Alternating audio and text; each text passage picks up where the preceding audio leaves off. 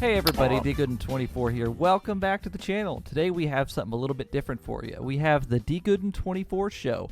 And I know that's a very cliche and stupid name, but it's just going to be me talking about NASCAR with some of my friends and maybe some other guests along the line. We'll just see. This is going to be more of a podcast type thing than anything. I wouldn't expect any big major edits or segments or guests or whatever. This is just me talking, and we're going to talk about NASCAR. So, without further ado, I'd like to introduce my good friend Carl Robinson to the show. Carl, go ahead and talk about yourself a little bit.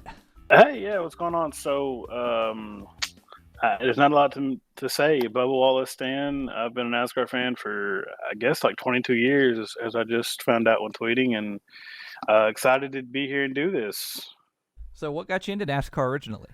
You know, like any true child of the '90s, Jeff Gordon's car. I think I had jackets and toys from Jeff Gordon before I even like watched NASCAR on a weekly basis, and then it just kind of grew from there. And then, funny enough, towards me becoming a teenager, I actually like hated Jeff Gordon. So it was kind of funny. You know, that's kind of ironic because I was the same way. My dad was an Earnhardt fan, and my mom was like, root for that rainbow car because she was just sick of Dale Earnhardt because of my dad. So that's who I grew up with, too. I mean, all up until, he retired. Now, I'm not so hot on him anymore. I just kind of the post-retirement stuff, I don't know. It just kind of bugged me, but I still love him at heart. My nostalgia kicks in for him. Anyway, who are you rooting for now?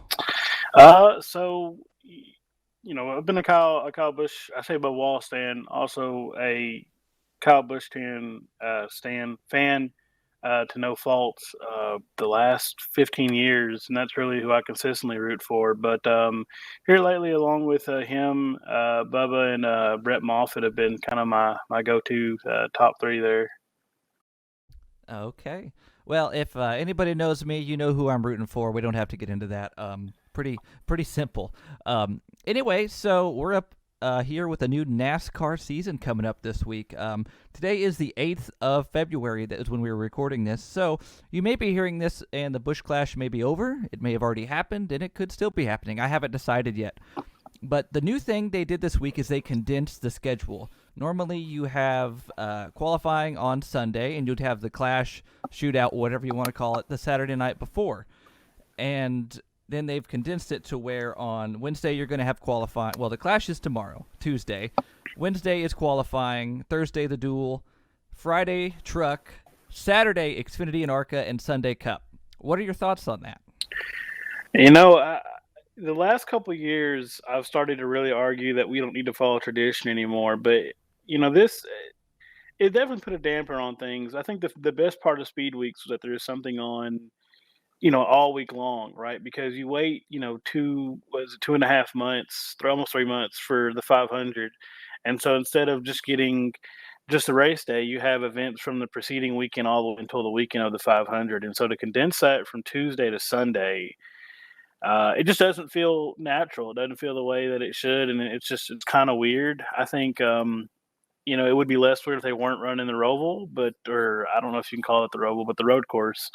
And so, yeah, I mean, it's just something that I have to get used to. I'm hoping that this is a kind of a COVID era change, and so when we come back out of it and things can go back to normal, maybe we can go back to having a week-long event. I'm sure it's probably the part of the reason it got compressed, but yeah, I mean, it's definitely weird. I can say I don't like it, but I mean, it doesn't matter. They're going to do it anyway, so.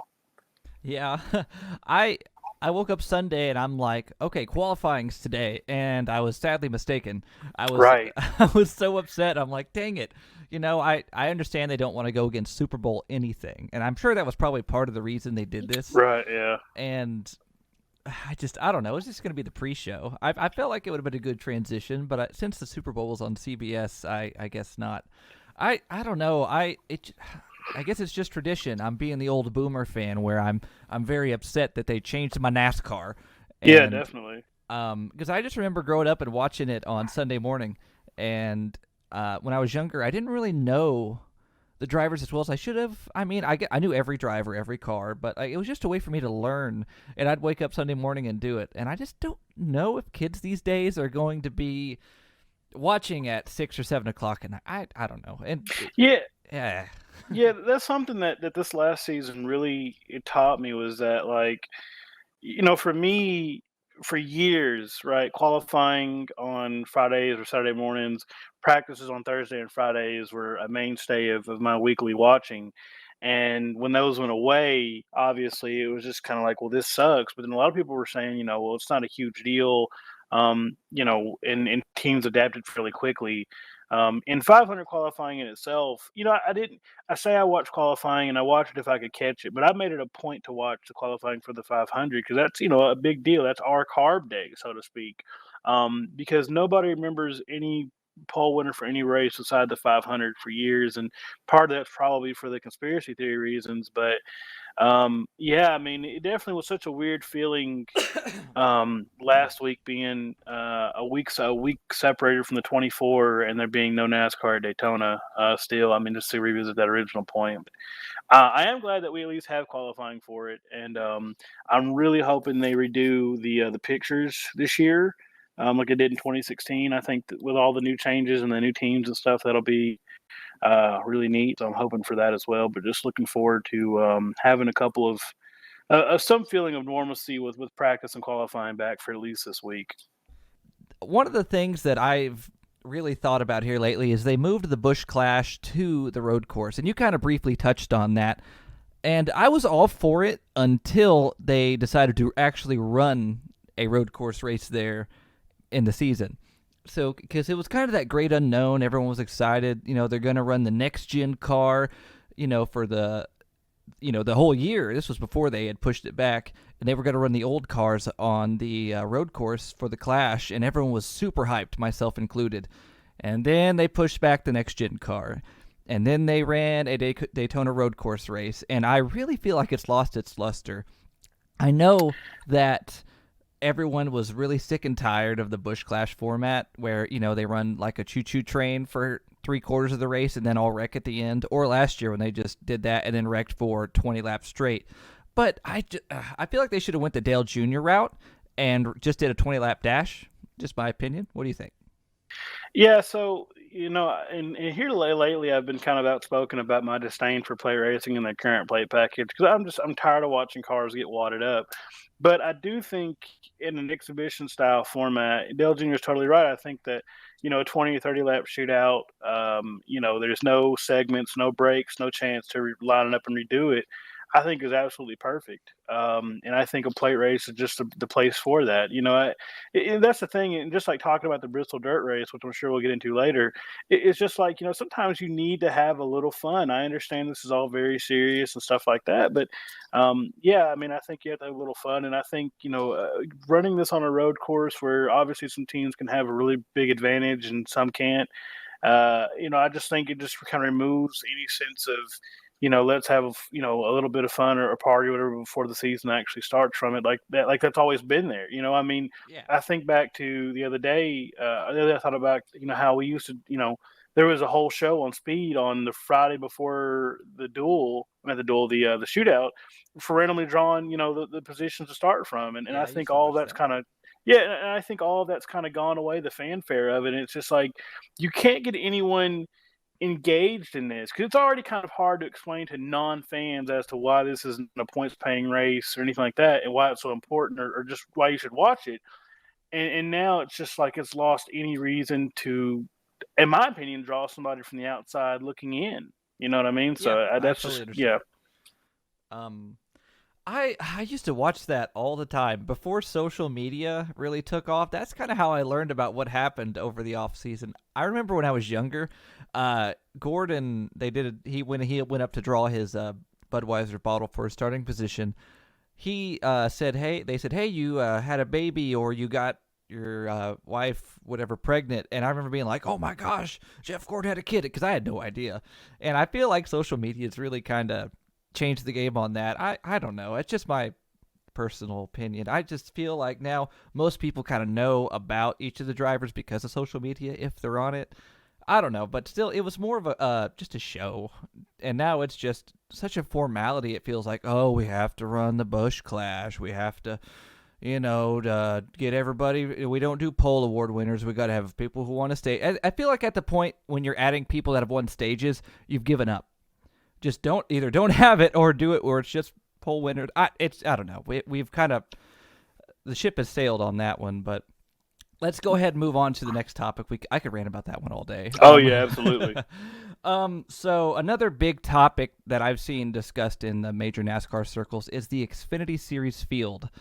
I think we're going to have north of 40 full-time entries this year, and they have there's no qualifying except for certain races, including Daytona this season. And when if they do qualifying, they were running 40 cars. Is that right? Do you know? No, I do not know. I hadn't looked at it. Gosh, I should know. We're doing a show, but I don't know. I think they need to increase the field to 40, whether they're qualifying or not, because we're going to have so many full-time entries. I've heard a lot of people complain because you've got new people in the Xfinity Series this year, like Jordan Anderson. You've got a second R Motorsports car. I think the Bassetts are running a car, and you're just gonna have a stacked Xfinity field. And I don't want to see people like Jordan Anderson going home because we're only running 36 cars this week, and there's no qualifying for you to determine whether you get in or not. I know that killed Morgan Shepherd's team last year. It straight up killed it. Yeah, and there's a couple ways to look at that, right? So one way you can look at it is, that shows a sign of the sport's health that we are back to more of the full-time teams and we have starting spots. But then again, that's also by unfortunate design that they cut the field size down, because you're right. You have a guy like Jordan Anderson who, took a huge leap of faith this year with Bomarito, if I pronounced that right, and was able to get some RCR cars and will be in the Xfinity field, which I'm really excited for. But, so on one side of it, it's like, well, if they want to have a guaranteed starting spot, they have to race hard and take chances. And it's like, well, on the other side of that, though, right, something bad can happen, a tire can go down, motor can go sour, whatever, and now you're on the outside looking in, and now you miss the show because of something that was kind of out of your control. I think that if they want that, so ideally there's no charter system in the Xfinity Series, go back to the top 35 in points and be done with it. Don't fix what wasn't broken. The system was never broken in the first place, and we've gone through so many variations of how we qualify and who makes a show and things like that, and it's like you guys are almost coming back full circle, but you're just not there yet. And no, it's silly, and I don't hope, but I think that there's going to be 10 times this year where we're going to see people miss a show that shouldn't be missing the show, and I think it'll make NASCAR rethink that very quickly, is what I'm hoping for if it does happen. So I've got the official thing here. Xfinity field size will be 36 when there is qualifying, and if it's rained out or they don't qualify, it'll be 40. I just run 40 cars the whole time. I don't see any need for running special reasons for having 36 or 40 cars. I mean, the series are healthy. I just don't think having 6 cars go home because we didn't qualify today, or we qualified. I don't know. It's silly. I think they need to run qualifying the day of, before the race, every week, every year. Just run it before the race. If you crashed your car, too bad. You shouldn't have crashed your car. Just my personal hot take. It doesn't make any sense. Yeah, and that's a point that I made last year, because about halfway through the season, I was just fed up with this weird system they were using to determine the starting position. It's not going to really increase anyone's cost exponentially to run 2 laps of qualifying a few hours before the race starts. And I hate to say this, right, because it's used so often, but manufacturer drama. I think that, trying to drum up there's normally these guys would start in non-qualifying circumstances, but this time they have to race their way in. And it makes it hard on the teams too, because they're like, well, when do we need to focus on building a car that we can unload fast to qualify? And I don't know. I feel like it's an unneeded step. It's kind of like tying your shoes and then like putting duct tape around the shoestrings. Yeah, I totally agree. Let's get into the Xfinity Series a little bit here before we move on. As I said, this field is stacked. Oh, yeah. I mean, we're going to have a hell of a race to get into the playoffs, and we're going to have a hell of a race in the midfield. I'm excited to see it. So you've got a whole bunch of new players up front. You've got Riley Herbst in the 98. Is Hemrick in the 18? Is that right? Yeah, Hemrick's in the 18 with Poppy and South Point, I believe. Okay. Um, and I mean, you got your normal players. Hendrick's going to run the whole season. The 20. Who does Joe Gibbs have? I mean, I'm drawing a blank. I know they have Jones, They and they have Yes, so they have Hendrick. the Star Car, which is what I'm also excited about. Yeah, Brandon Jones and Daniel Hemrick full time, and then they're gonna have the 54, which will be split with Ty Dillon, Kyle Busch, Truex, and Hamlin. And I'm kind of excited to see what Truex does. I know he hadn't run a whole lot of Xfinity races, but I'm super duper excited to see what Ty Dillon does his first time out in a car that's not a Childress owned car. I Yeah. think that's going to be a lot of a blast to watch. So, and you're going to have Ryan Sieg in a Ford this year. I'm very curious about how many or how much support they're going to get from Ford. If it's going to be any help from SHR or Penske, because I know those are the only other two that run Fords. You'd have to think if they're switching to Ford, they're going to get some more help because they were really strong with all of the. I think they bought some RCR cars last year. Yeah, I mean they're surprisingly strong. I know that the few races that I got to catch last in the Xfinity Series, I say few, more so close to a dozen, and I would look up in the 38 team would be well close to within the top 15 or even top 10. And I mean, they even made the playoffs with older RCR cars. So I think that this, I think it's been like an 8-year long investment for them now. It's finally starting to pay off. So, I didn't even interrupt you, but I think that obviously they just switched to Ford. Probably Ford had to offer something or go out and seek them. Because, yeah, I mean, Ford lost the team with Briscoe going to, well, they didn't lose a team. I'm sorry. No, I guess they didn't lose the team. Never mind. But all the while, I'm thinking that Briscoe was at Penske anyway. But regardless of that, I think that Ford probably went out and saw them, and I think that they're going to be pretty stout. I think that they're going to get at least, if at the very least they're getting stuff from the 98 and the 22 they had last year, that stuff was already a class ahead of the field pretty much. So I mean, they'll be right there in the hunt. So the 20 car was Harrison Burton. I don't know how I forgot about him. Oh, Jesus, yeah. You're gonna have is it 3 Colleague cars this year? You're gonna have the 11 with Haley, the 10 with Jeb Burton, and Allmendinger in the 16. I mean, there's another car right there to knock one of the other guys out of the Xfinity Series or playoff field, like Brandon Brown. Yeah, that's just what I was looking at too. Was Colleague. That is what I'm probably next to our motorsports and O2 team. Boy, what I'm most excited to watch between him, the O2, and the 31 is the Collie cars. I mean, last year just such an incredibly, I won't say dominant, but man, I mean they were in the hunt every single week, and even for AJ Allmendinger to knock out some oval wins. So I think that you have the veteran with Allmendinger, you have Jeb Burton, who has been trying so hard these last 5 or 6 years to put together something to prove that he belongs, because there's been that question of, was he a one-hit wonder with that truck win, and has he been riding his last name all these years and just these part-time gigs? And so now he's in a full-time gig in a car that we know can win, and it's going to be exciting to watch him and see what he can do. And then obviously, like I said, with the success Haley had too, I think it's going to be a lot of fun to see as well, and what all Colligan has put together for the year. Oh, for sure. Let's see. We've also got some new players. We're going to have the 2 is going to be Myatt Snyder. They didn't have a full-time points-paying car. They split that between Alfredo, Snyder, and I think that was it. So there's another car that's going to be added to the field. We've also got I've lost it here. Oh, I'll just go on to the next point. We've got a hell of a midfield coming up here. We've got the 51 of Clements. You've got Brandon Brown back with more. I mean, he had good equipment last year. I think they bought some good stuff. Tommy Joe Martins. We've got Landon Castle in the 4. JD Motorsports has 4 full-time entries this year, which is surprising to say the least, because normally they love to do their driver rotation. BJ McLeod bought a bunch of new cars, and he's got Jesse Little, Stephen Parsons. I know Ellis and them are going to be running some races. It's going to be wild. I think even Gray Galding in the 52 is going to be a nice change for Jimmy Means Racing, because when they had Yaley in the car last season, they were actually halfway competitive when they didn't break, and then they put was it Vanderwall, is that right, in the car? Yeah, I think so. Yeah. Oh, he just didn't have a lot of experience. This midfield is going to be stacked, and I am excited to see the NASCAR version of the F1. Was it F1.5? Yeah, F1.5. Yeah. It'll be fun to see. It'll be nice to see these smaller teams whenever the front wrecks it up like they normally do in Xfinity. This season's going to be great. I can't wait to watch the Xfinity series. Yeah, this has been probably the most excited I've been for a NASCAR season in a long time, and the Xfinity Series is a large part of that.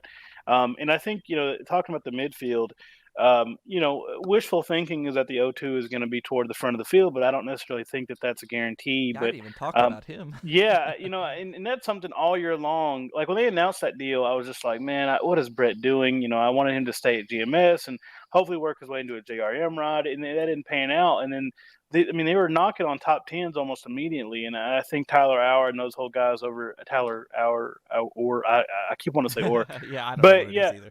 I don't. Yeah, but I think that whole group is so committed to being successful from the ground up, and I mean they're so confident they're running two cars next year. So with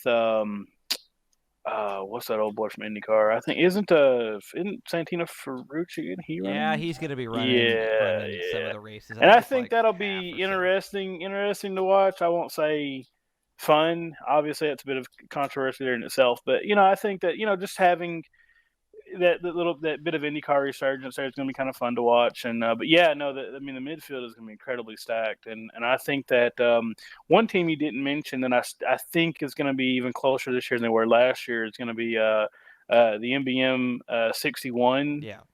Because if I'm not mistaken, that car specifically is getting a bit more support than they were last year with that partnership with the Tory and Toyota. So I think that'll be fun to watch They, also. yeah, that they have a really weird relationship, because I remember when Timmy first drove that car, everyone was like, "Oh man, that's awesome!" When it was literally just them buying tires, and they got to use like the plate or the setup plate or whatever. And he ran, what was it, fifth in that race? Do you remember what I'm talking about? Yeah, Yeah, Was it Bristol? yeah. Yeah, a top five. Yeah. And I think since then, it's really just been more of a name. They'll buy tires and stuff. So I would love to see them actually get a little bit more involved. I know when Austin Hill drives the car, it feels like it gets a little bit more support, obviously, but it Yeah, is what it is. definitely. So I with Timmy in the 66, I'm really hoping that he can have a little bit more consistency. Last season, they started off really, really rough with that penalty they got before the first race, and then Timmy ran, what was it, P3, and then they were still negative in points or something. It was something really Yeah, stupid. it was wild. I don't know. MBM, if their stuff can hold together, they have some pretty good pieces. Timmy's a great driver. Chad Fincham's pretty good. I don't know. I'm excited to see what they can do for sure. We'll get off the Xfinity series here, and before we get into Cup, let's talk about your Final Four, or very early Final Four predictions, and your winner for the Xfinity Daytona race here. The Xfinity Daytona race is always a crapshoot. I really feel like though it's probably going to be Allgaier.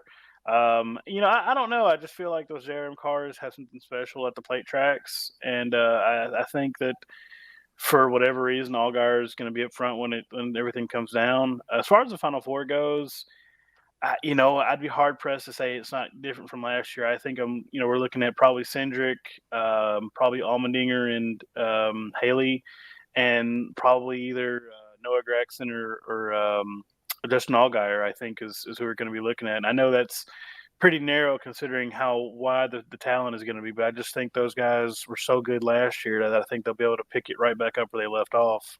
Oh, for sure. For myself, I'm going to go a little bit for the winner of the Daytona race, I'm going to pick Landon Castle, and just because, and I'm going to pick him every single week until it happens. So don't be surprised every time we do one of these, I'm picking Landon Castle to win. So just a little bias there. But the Final Four, I'm not that dumb. I'm not going to take him in the Final Four. He'll be lucky to make the playoffs. But I'm going to go a little bit, let's see. I'm going to say Hemrick gets in, and I really kind of hope he does, because this is a make-or-break year for him. If he does not win a race, I don't know what to say. It's the best car in the field. He needs to win a race. I'm going to go with him. I'm going to go with Justin Allgaier. I think he's consistent enough where he'll get back in, and I don't know if he can win the big one, but I think he'll get back in. Let's see. After that, I'm not picking the 98. That's not going to happen, obviously. Austin Cindric in the 22. I'd say he's the championship favorite this year. Absolutely. I'd pick him to win the championship. And then we'll go, I'll go Harrison Burton, a little bit Yeah, I off the could see board. that. Yeah. Um, Brandon Jones, I've just never been high on him. I know he had a couple wins last year. He always wins Kansas, and he lucked into Darlington after the leaders wrecked each other. But I don't know. I need to see more consistently good runs for him. Anyway, let's go ahead and move over to the Cup Series. We got some interesting things going on this season. We've got, was it 7 road courses? Kyle Larson's Oh back. yeah. Ross Chastain's up there. We're running Bristol on dirt. This season's going to be interesting. And let's go ahead and start off right off the bat before we get into the Daytona 500 and our predictions and everything. Let's talk about a little bit of the schedule. Bristol on dirt in particular is something that's been eating away at me. From what I understand, they did this because Fox essentially held a gun to their back and said, "You're doing it." And so they did. And I think it's a gimmick, obviously. I think that would have been great for the All-Star race. I mean, just who cares about the All-Star race? Just do it. But man, Bristol is such a good race as is. Like, you don't need to it's I just don't think it'll make it any better. Almost all the Bristol races are bangers. Almost all of them. And if you add dirt into the equation, no one knows what's going to happen. You're taking away a good track for sure and adding a big question mark. I know people will watch because it's something new. It's something crazy. I mean, it's, we don't know what's going to happen. But why couldn't you do that to Texas? Like, take Texas, move Texas, and give Bristol that date. I know they made it the All-Star race. I mean, who's going to watch the All-Star race at Texas? You're going to have to put the drivers in Wienermobiles for me to watch that. That track sucks. I'm so cursed to have Texas as my home track because I more than likely will go to the All-Star race to say that I've been to one. But yeah, no, you're right. I don't think Eddie Gossage or anybody could afford all the dirt that it would have taken to get that place in. So run the little Legend Oval if they still have one. Do that. Oh instead. yeah, they do. They did fantastic. Gosh. Yeah. Texas is the only track I ever left early. Only I ever left early for a race. I was so bored. I couldn't do it. It was bad, and they only made it worse with the new banking and stuff. Yeah. I don't know. That's my hot take of the day. No, it's not a hot take. I remember I went to the first Cup race after the rebank, right? And everyone the announcers were hyping it up, and this is off track. I'm sorry. They're hyping it like it's a whole new surface, and then after the first 5 laps, like the facial expressions, everyone in the stands was like, "Is this it? This is all that it's gonna do?" Yeah. And it was just, I mean, because like lap 1, Jeffrey Earnhardt in the 33 like goes up a little high and just kills the wall. And we're like, okay, this is couldn't run the what bottom. it's gonna be. You couldn't run the top. If you, Yeah, the it bottom was just or all nothing. day long. It was painful to watch, and it still is. I mean, and I hate that so much because I enjoyed it in its original form, and But anyway, let's move on. All right, so we've got a bunch of road courses on the slate this year, which I guess you could say that for all of the series. Which I mean, I love road courses. I love to watch them. I don't really like it when my favorite driver's driving them because he's more of an oval racer. Right. But I mean, they always put on a good show. Like, I'm excited to see Road America on the Cup schedule because that track. Oh yeah, always absolutely. delivers. Yeah. I can't say I'm on board with Coda, but that's just me. I mean, it'll be interesting to see one time, kind of like Bristol. But I mean, if it doesn't put on a good show, I'd say let's do something else. I mean, I take anything over Texas, but Yeah. I don't know. It's the pace. The caution laps are going to be so long.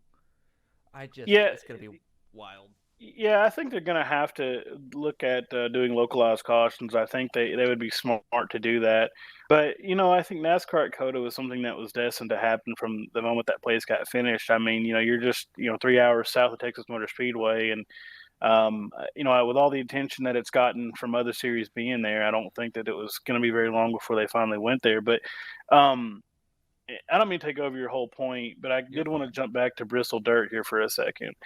So when they announced that, I was excited, and I'm still very excited for it. And I understand people's reservation behind it because it's like, well, why can't we have the regular Bristol? And yeah, I definitely think they should have just inserted, a third Bristol race, 2 on the paved oval, and then like the 1 on dirt. But it's like I said earlier, I think that we've convoluted the sport so much with just everything, with stage racing, with packages, just everything. I think that taking a break from the norm, even for one season in a points paying race, just to have fun, is going to be well worth the investment.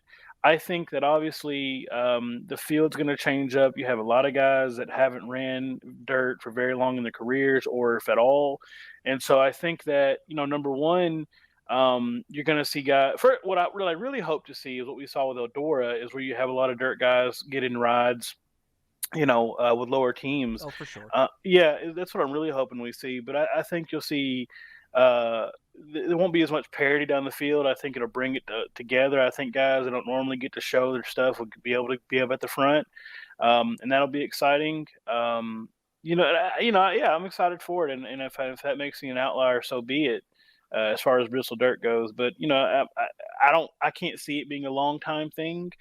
Um, as far I just don't see how it raced that well. With it being so banked, I just can't imagine that's gonna Yeah. be very fun racing on dirt, and especially it's so long. I was looking at the stages today, and it's like, for a dirt race, that is like a freaking endurance Yeah, event. So most dirt races are like the big ones are 100 laps. I mean, total. and they've got stages longer than that, and I'm just like, "What in the world?" And I'm It's hoping gonna be bad. I'm praying that they revisit it and they go, "Well, we'll just do heats or something." Or split it up over 2 days, or split the day in half or something, because otherwise it's just gonna be, I mean, it's painful to watch, I think, after a while. But it'll be fun at first, it'll be probably fun at the end, and I think that's probably what's gonna matter, as far as Bristol Dirt goes. And regardless of what happens, I think NASCAR will still call it a success, because people, obviously the tickets sold out for it. Yeah, So it's for just sure. like, yeah, it's already paid for itself, I guess, so to speak. I'd say this will be the last we'll touch on this. My biggest problem with NASCAR on dirt in general is they don't do it right. They leave the windshields on the car. They don't have they they count caution laps. um, they need to take the windshields out, give them a dirt filter like the late models modifieds, all of them do, and wet the track down. Make it a legitimate dirt race. And I know they aren't built for that, but I do not want to watch a dusty half-mile bank track of NASCAR's barely getting sideways. They need to do it correctly, and it's frustrating as someone that watches legitimate dirt racing. But Oh, yeah. we'll move on. Speaking on dirt, Kyle Larson is back in the series this year, and I don't know how much you want to talk about this, but I trust your opinion more than mine based on everything that happened. Um, well, if you didn't know, Kyle Larson missed most of last year for something that happened during an iRacing race, and if you want to know about it, you can look it up yourself. He's back at Hendrick Motorsports, and what some would say a job upgrade, and I have to say it's going to be interesting to see him in a Hendrick car this year, but I'm still a little hesitant. He's done all the right things off the track, but I don't feel like my my thoughts on how it is what's important. I'll let you go from there. Yeah, I think that, first of all, and I'm gonna be the best person to talk about this because I wasn't huge on Larson to begin with. But as somebody who would have been offended by that situation, and to not be preachy, I mean, yeah, no, he's done a lot more than people in his situation, in his level of fame, have done in the past. I was explaining to people from the outside looking in. This is a funny side note, and I'll move on. Freightliner something to be a primary sponsor, and then a buddy of mine that's a truck driver texted me about it, and they said, this is how they feel about us. And I explained to him that, I mean, no, Kyle Larson's done all this stuff. He's done everything right, and he meant it, and I think in that regard, he gets a lot of my respect, because he definitely was understood how what he did was hurtful and things like that. Um, as far as on track performance, I'll say, and I said this earlier today in another group, that Kyle Larson in the five, unsponsored or not, is going to be answering the same question that they keep asking about Lewis Hamilton and the Mercedes, and that is it the driver or is it the car? Because we very often saw him in the 42 running well, and this the suggestion was that maybe that the car was not built to be able to withstand his driving style. And so with him being in probably one of the best cars in the garage, I think, I don't think, here's the thing. This is a small note. I don't think Hendrick Motorsports ever fell off. I think that other teams caught up. I think that the level of quality of Hendrick has never gone down, and I think if anybody can bring that to the front, it'll be Chase Elliott, it'll be Kyle Larson. But I mean, what I don't want to see from this is I don't want this to be some road to redemption story or anything like that. And I know that's maybe antiquated to say, but it's like he wasn't wronged for what happened. And yeah, he got an upgrade. And some people look at that and it's kind of sour because he went to an even better team with an owner willing to pay out of pocket to have him in that car. So yeah, I mean, obviously performance has to speak for itself before I say anything else about it. But I don't want it to be cast as this kind of rags to riches kind of story or anything like that. I mean, let's call it for what it is, and it's just sheer luck that he had an owner that had enough money that was willing to take the chance to put him in a car. I mean, that's just it. It is what it is. Even after everything he did, I said, after the George Floyd stuff, when he came out and spoke about that, I said, I still don't think that anyone in corporate America is going to take a chance on him and get him in a top ride. If he gets back, it'll be in a midfield ride. So, I mean, yeah, I mean, that's cool that he's in the five. I hope it goes great.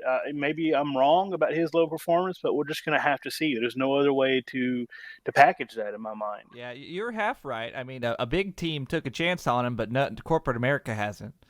Not at all. Today it came out that Hendrick Cars is going to be sponsoring him for a lot of the season, and same with Nations Guard, both Hendrick affiliated sponsors. So I know a lot of people when that came out were like, "Oh, well, looky, see, someone sponsored him." Nope, Hendrick affiliation. So yeah, same with Cincinnati and Freightliners. Hendrick partners for the last 20 years. That I'm sure Rick said, look, we just need to look like we have something, and I'll offer you a really good price on being on the full wrap of the car.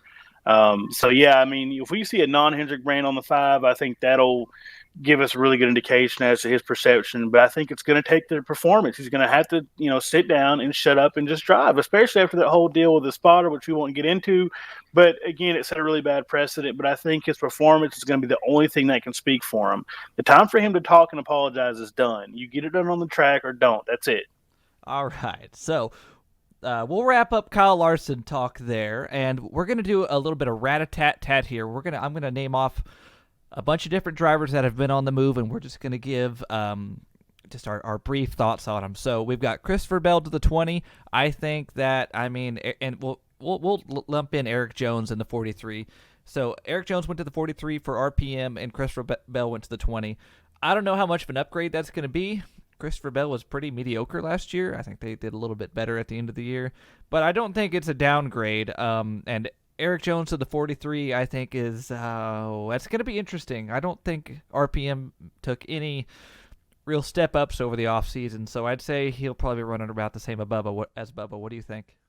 Yeah, so I think the RPM's real chance to shine with Eric is having a veteran driver that knows what a top organization looks like and being able to lead from within. RPM had chances last year where they ran really good and just had equipment problems. So maybe they've been able to isolate those problems and fix it over the offseason. I surely hope. It wouldn't surprise me to see the 43 running in the 15 or top 10 with Eric's talent. I just think the same with Bell. Gibbs has just not been a great place to inhabit young talent, and so I think we saw that with Jones. So, yeah, I think him in the 43 is going to be interesting to say the least. Bell's a different type of talent. I mean, there was a time when Eric Jones was the face of Toyota and the face of Gibbs, and then Christopher Bell showed up out of nowhere and showed him up immediately. Yeah. I don't know how much of last year was Christopher Bell and how much of it was a 95. Bob Levine certainly had some comments and thoughts toward it. But I think just like with the Larson situation, the only thing that's going to save him is his talent. I really do think that Bell can overcome the daunting task of being the young guy at Gibbs and in an organization that any three of your teammates can win the championship that year. And I think that Joey Logano and Eric Jones and even Daniel Suarez to an extent, have all failed to check those boxes. And I think if anybody can do it, it'll be Christopher Bell. So I think it's within the realm of possibility for them to run really well. And if things go their way, even a win. So next we've got Ross Chastain moving from Xfinity to the 42 for Chip Ganassi. Now here's the deal. I'm not a big Ross Chastain fan in the slightest. But I know he has talent. I know he did really well for Johnny Davis. He did really well in the 42, and he did well enough in the 10 car last year. I think, and I just think he's in a little over his head, just a little bit.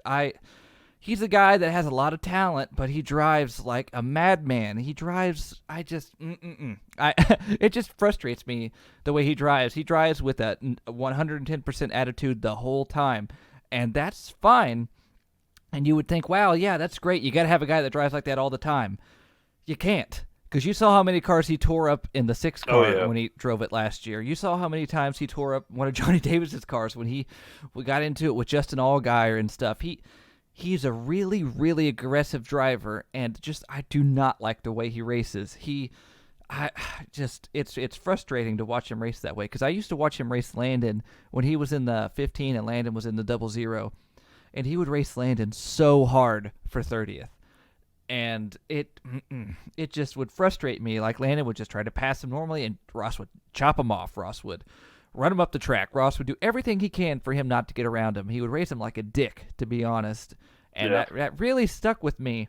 And I just don't see this car performing as well as Kurt Busch. I think Ross is a good talent, but I just think he needs to rein it in a little bit. But we'll see. He may be trying to overcompensate for the lack of CGR's speed this season. Yeah, so I think if anyone can rein him in, it's going to be Chip Ganassi. I think that his reputation as an owner is somebody that's maybe no nonsense, and so I think that it's going to be a good pairing. But yeah, no, Ross reminds me a lot of guys. You know, you and I experience it all the time in iRace, and guys that on the start run fresh tires think that they're unbeatable, and in 2 laps later get themselves into bad situations.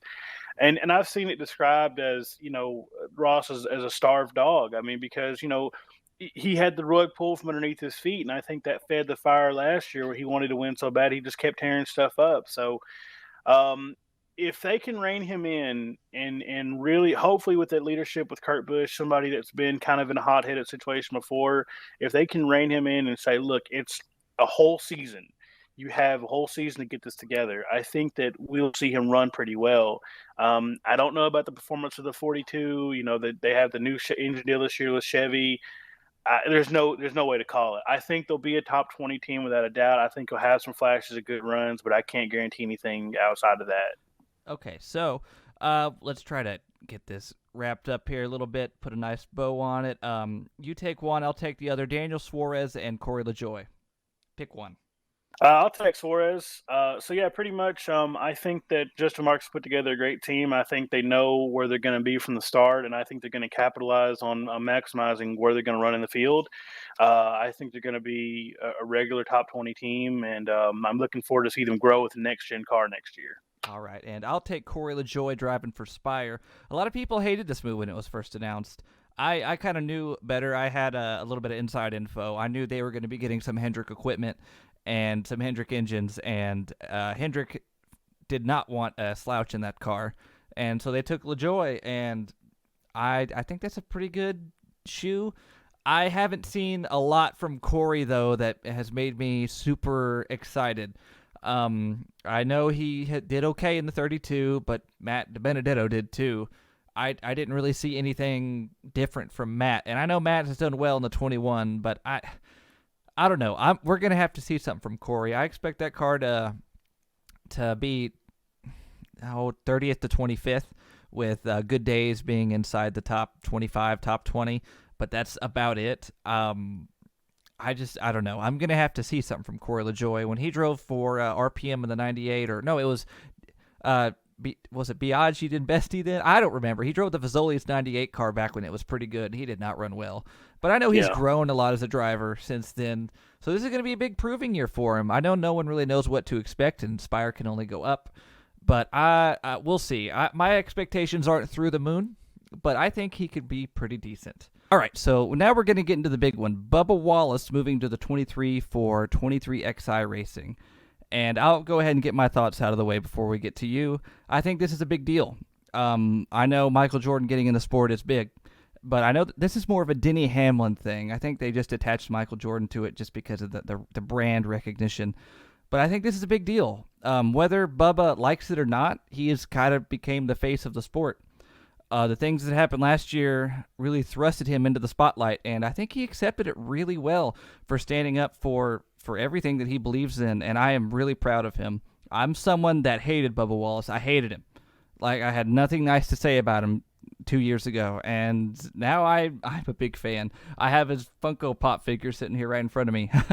I'm a fan. I hope it does really well. I think they're going to have some growing pains this year based off of just a new team. I mean, I think he may win a race. They're going to have Gibbs stuff, obviously, so it's going to be good. I'm hoping for top 20 week in and week out. I know he can do that. Playoffs, I don't know. We're going to see. I think Bubba still has a lot of growing left to do as a driver, whether that be from this new package or just learning the style of racing. But I think he can do really well this year, and the playoffs aren't out of the question. But I think this is a big move for the sport because Bubba is the face of NASCAR right now. Yeah, so definitely. I mean, and as far as him being the face of NASCAR, he'd been faced with that crossroad a couple of years ago too, and the Kaepernick thing happened, and I applaud him for deciding that it meant a lot to me as a fan for 20 plus years to finally have a voice in the sport. Moving past that though, and talking purely on a performance basis, uh, you know, I don't think Denny Hamlin would put himself in a situation to look like a fool. I think obviously, he put this deal together knowing that the team could perform. We saw moments last year with Bubba in the 43, like I mentioned earlier, where they were running well outside of expectations, and they had, hub failures, motors go bad, get crashed, things like that. I keep seeing people say, well, yeah, he'll win at a plate track.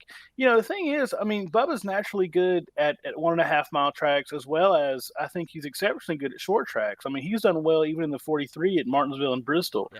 So I personally, I think with it being Gibbs equipment, with it being Hamlin kind of leading the charge, is it not Chris Gabehart, Mike Wheeler on the box there. I think that they have put together something that we saw like with Furniture Row in 2017. I think that whole deal coming together, granted Cole Pearn was already there. I think Bubba knows how to run in good equipment. He's had to learn how to run in bad equipment, and that was part of the growing pains at RPM. And I think that as long as they can keep all 4 tires on it, that playoffs are not out of the question. A win is not out of the question. Obviously, he's not going to go out and just dominate the sport, but I definitely think it will be a massive jump in improvement. But I think I can confidently say that they will. I said it yesterday on Twitter that he'll be at least +8 positions from where he finished in the final standings last year. I absolutely agree. Yeah, I mean, so I think that's a surefire thing. Okay, so that kind of wraps up just a few of the Cup Series notes. I know there's a lot more to talk about, but we cannot talk all day. Yeah. We'll get in here. We'll make our Daytona 500 picks here, and we'll wrap it up. For me, man, it's tough. I'm going to have to go with Derek Cope. What? Okay, Quinn Hoff? No. Yeah, honestly, I want to say that that's a joke. That's absolutely a joke that Derek Cope is running in this. If he causes a big wreck, you're going to hear about it. I'll bite my tongue, but I think it's silly. But I'm going to have to go. I know Hamlin is the popular pick here for sure, and most everyone's going to take Hamlin. But I'm going to go with Ryan Blaney. He's just too good at these plate tracks. He wins Talladega. He won that race last year, and I know he's been good at Daytona. He almost had it last year before that crazy finish. But I'm going to go with Ryan Blaney. I think I'm going to change. I initially was thinking Hamlin, but I really, and this is, anything can happen. I really think that there is a very strong shot at for Chase Briscoe. I think he's had great experience with plate tracks. He's been there at the end of a lot of and gotten caught up in some wrecks. But it wouldn't surprise me at all, and that equipment and things like that. But obviously, I'll throw Hamlin in as a backup. But just thinking about how Chase performed the last few years in Xfinity and things like that at the plate tracks, I think maybe that, it's a dark horse shot. But I think that few drivers are as good at preserving their stuff and staying out of trouble as Briscoe is, even though he ends up finding it anyway. So I think that if they can keep their heads down, they may have a shot at the end. I forgot to even talk about him at all. I forgot he was moving up. Wow. There's just so much stuff that happened this offseason. This was such a silly season in general. Oh, yeah, exactly. It's crazy. I mean, we didn't talk about Alfredo. It's crazy. Yeah, one thing I did want to throw out there just to talk about Cup real quick. I'm not the Benedetto fan at all, but I think this is going to be the year that he really puts himself on the map. He's auditioning all year long. They came close to 21 last year. I know you've got a connection with the 21. I'm not a huge fan. I do think that he's going to run really well this year to try to audition for a ride for next year. Contracts can be broken, and I feel like he can go anywhere as long as he can perform. He's got a likable face, sponsors like him. I'm watching the 21 all year long. I think this is definitely a big year for him. He has to run. He has to win a race. I think he has to. He has to make the playoffs. He has to run well. Because if he doesn't, I mean, if he doesn't have money, what's he going to do? He could probably get a mid-tier Xfinity car, but if he doesn't have money, there's nothing on the table for him. I think he can win. I think it's going to take a restrictor plate track to do it, but we'll see. I mean, anybody can win at any time. We saw with Cole Custer last year, but I don't know. And to touch real quick on Anthony Alfredo, I don't like it. I don't have anything against him. I just think he was decent last year in Xfinity, and I think this is a move that's way too quick for him. But, I mean, the Cup cars are easy to drive, so who knows? You got any thoughts on that? Yeah, I mean, John Hunter Nemechek knocked out a couple of top tens in that same car last year, which something we didn't talk about. But yeah, with him going to KBM. But yeah, I mean, I just don't think Alfredo does anything that's incredibly impressive enough for him to be in a Cup seat. Obviously, the stars align, and that's fine, and I hope he does well. But I have no risky presumptions or hot takes about how well they perform. I think they'll run just about how the 38s always run. I have to agree. So, guys, this was the first episode of the dgoodin24 show. I know we kind of went a whole bunch of different places really quick. We tried to give you some good insight. Carl really brought it tonight. I think he really outshined me on a basis of knowledge and real opinions, and that's fine. But I enjoy it. We'll probably have him back next week if he wants to come back. We'll probably have some. Oh yeah, definitely. We'll probably have some more people coming in. Maybe we can get a driver or two for you to kind of talk to. But this is just going to be a thing that grows, and we're going to just change every week, and it's just going to be talking about NASCAR. We're not trying to be like other shows. I'm not going to try to be like Eric Estep. I'm not going to try to be like all these other people.